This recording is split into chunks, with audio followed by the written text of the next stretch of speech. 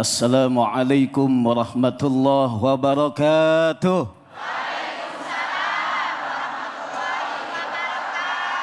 Bismillah, alhamdulillah, la hawla wa la quwwata illa billahil aliyyil.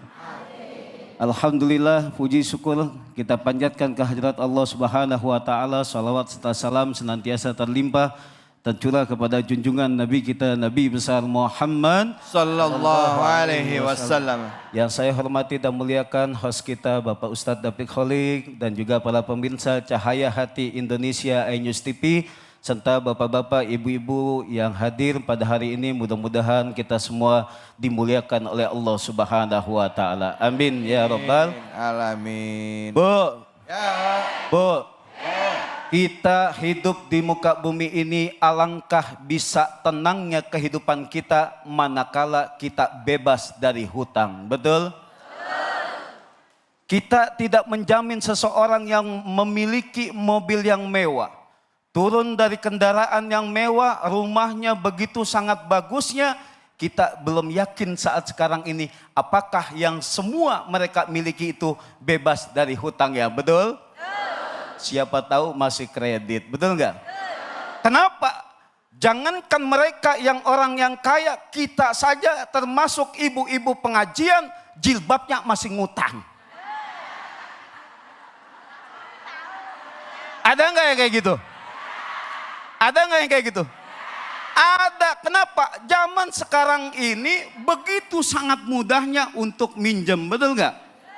Kita ngaji, besok kita ada acara iNews TV, yuk kita sama-sama biar seragam, kompak semuanya. Gak apa-apa dah, kita beli jilbab, 3 kali bayar ya. Hidup zaman sekarang ini kenapa banyaknya hutang kita? Karena kita lebih mengedepankan gaya hidup konsumtif.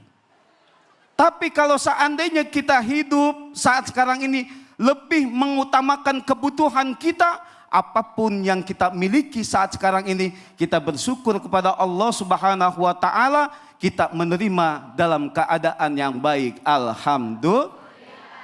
Maka Allah dengan tegas menyatakan bismillahirrahmanirrahim, surat Al-Baqarah ayat 282, ayat yang begitu sangat panjangnya di dalam Al-Quran, yang paling panjang Al-Baqarah 282 ternyata membahas terperinci masalah hutang piutang. Allah berfirman, bismillahirrahmanirrahim, ya ayyuhalladzina amanu idza tadayantum bidainin faktubuhu. Ya, kata Allah, ya ayyuhalladzina amanu idza tadayantum bidainin ila ajalim musamman faktubu. Kalau seandainya hamba-hambaku yang beriman, ketika engkau memiliki urusan hutang piutang, maka catatlah. Nah, harus dicatat. Zaman saat sekarang ini orang banyak berhutang dengan bahasa yang begitu sangat lembutnya, dengan bahasa begitu sangat meminta, memohon agar bisa dipinjemin utang. Betul? Tapi ketika setelah meminjam, maka dia berusaha lari akan siapa yang meminjamnya. Bahkan ketika ditagih cuma nanya doang. Bu, nanya doang. Udah ada apa belum? Galak dianya. Ya, ketika meminjam dengan bahasa yang lunak, dengan bahasa yang santun, dengan bahasa yang bagus, ketika ditagih, Masya Allah, dia begitu sangat galaknya ketimbang yang nagih dari orang bank. Betul nggak? Dan inilah yang terjadi saat sekarang ini. Dimana ketika kita mau minjemin, terkadang ya Allah, nggak mau saya minjemin dia. Kenapa? Bukan nggak mau minjemin, ketimbang nanti saya pinjemin, jadi berurusan kita, silaturahim kita jadi putus nantinya.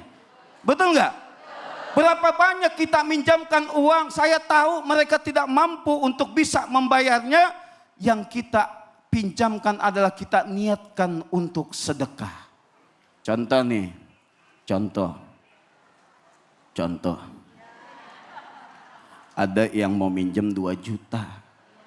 Minjemnya 2 juta. Kita tahu kalau kita pinjamkan 2 juta ini akan membebani dirinya. Akhirnya kita kasih aja dengan niatan kita nggak mau minjemin, dengan niatan nih saya ada uang 500.000 silakan pakai. Tapi nggak usah ngomong bahwa saya nih ikhlas, nggak usah. Biarkan mempelajari bahwa dia bisa hidup dengan penuh tanggung jawab. Betul? Berapa banyak saat sekarang ini kita nggak tega. Yang tadinya ketemu kita jalan sama-sama ke masjid. Ketemu kita, jumpa dengan kita bersalaman, kita tegur sapa. Ketika dia minjem uang, dia sudah tahu jatuh temponya saat sekarang ini. Ngelewat ke rumah kita nggak berani dia. Akhirnya muter dia ke sana. Ketemu kita lari dia.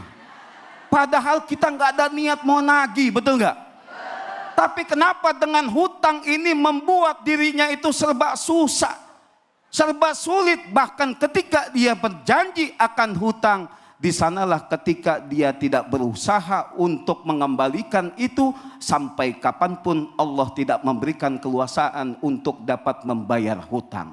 Karena di dalam Al-Quran dengan tegas Allah menyatakan, ketika kita memberikan keringanan orang yang berhutang, disitulah nilai pahala bagi kita. Tapi ketika kita tagih, kulkasnya baru ganti. Tukang AC baru datang. Ditanya ngapain bang? Ganti AC. Ada yang datang lagi beli motor baru. Ketika ditagih bilangnya kagak ada. Ada nggak yang kayak gitu? Bingung kita. Utangnya ada tapi nggak mau bayar. Dibilangnya kagak mampu tapi elektroniknya ganti-ganti. Betul? Nah yang seperti inilah yang ketika dia tidak membayar hutangnya maka dosa baginya. Ya, maka di dalam Al-Quran perintah yang pertama adalah kita mengingatkan sebagai kita yang memberikan hutang. Kita mengingatkan karena itu hak kita menagihnya. Kenapa? Makanya itu di dalam Al-Quran Allah bilang suruh dicatat. Kenapa? Ketika dicatat hutang yang begitu besar, maka nanti ketika dia meninggal dunia ada catatannya, ada buktinya. Zaman sekarang kalau seandainya nggak dicatat, terkadang bisa kita dibalikin. Po, bayar hutangnya po.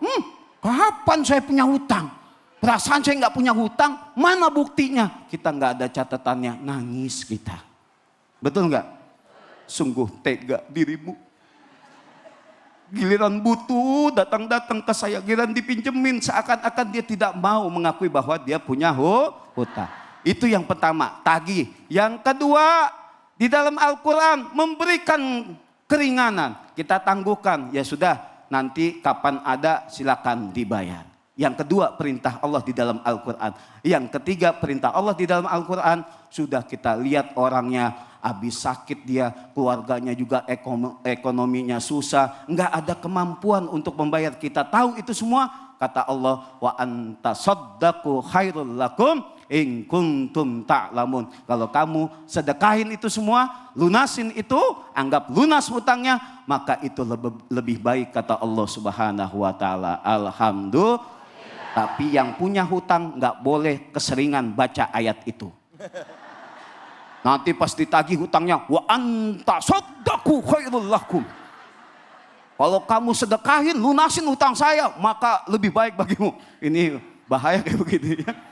Ya, maka kita punya berusaha, mudah-mudahan kita niatkan, kita punya hutang, kita niatkan, mudah-mudahan saya bisa melunasi itu semua. Allah mudahkan jalan untuk bisa melunasi itu semua. Amin.